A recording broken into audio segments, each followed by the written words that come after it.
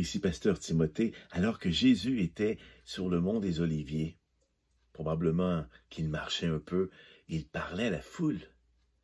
Et les gens l'entendirent dire ceci: « Vous avez appris qu'il a été dit, tu aimeras ton prochain et tu haïras ton ennemi. » Ah, les gens devaient faire ça comme ça parce que c'est ce qu'on enseignait dans les synagogues.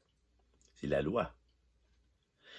Jésus poursuit en disant: « Mais moi, je vous dis, aimez vos ennemis, bénissez ceux qui vous maudissent, faites du bien à ceux qui vous haïssent et priez pour ceux qui vous maltraitent et qui vous persécutent. » Alors là, les gens devaient regarder Jésus en disant: « Mais de quoi il parle? Il veut qu'on aime des gens qui nous veulent du mal, mais pas seulement à nous, mais à Dieu finalement. Qui veulent, par exemple, les Romains, qui veulent nous conquérir, qui sont prêts à nous pourchasser, à nous demander des impôts. Il veut qu'on les aime, qu'on prie pour eux. » Et c'était le message de Jésus. Et c'est pourquoi Jésus disait: « Moi, je vous dis », parce que ça n'avait aucune mesure avec ce qu'ils avaient déjà entendu. Mais Jésus ne leur disait pas: « Parce qu'ils sont mauvais, aimez-les. Bénissez-les, priez pour eux. » C'est pas pour cela. Pour comprendre ce que Jésus voulait dire, il faut aller au début du psaume 136. On lit ceci: « Louez l'Éternel, Yahweh, celui qui est, celui qui dure.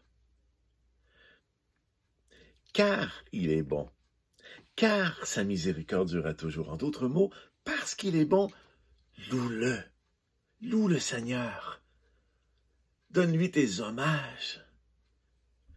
Montre que tu es à lui, que tu es avec lui, parce qu'il est bon, et aussi parce que sa miséricorde durera toujours.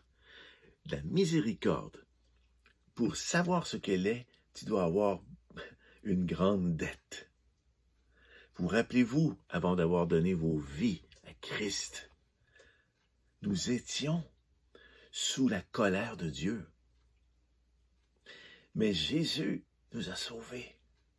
Et en acceptant Jésus, notre dette a été effacée. Voilà la miséricorde de Dieu. Aujourd'hui, on n'a plus autant besoin de sa miséricorde. C'est les non-croyants qui doivent la mériter, qui doivent l'obtenir en donnant leur vie à Jésus. Mais parce que sa miséricorde durera toujours, parce que Dieu est toujours bon, c'est pour cela que Jésus dit: vous devez aimer vos ennemis, les bénir, leur faire du bien et prier pour eux. Pas parce qu'ils sont mauvais et qu'on veut qu'ils soient transformés, parce que Père, parce que Éternel, parce que Yahweh, lui, toujours, sans arrêt, depuis toujours, pour toujours, maintenant, il est bon, il est miséricordieux. Et c'est ainsi qu'on devient les enfants de Dieu, en montrant que nous sommes comme notre Père. Et c'est ce que Jésus affirme. Afin que vous soyez fils de votre Père qui est dans les cieux. Amen. Bonne réflexion.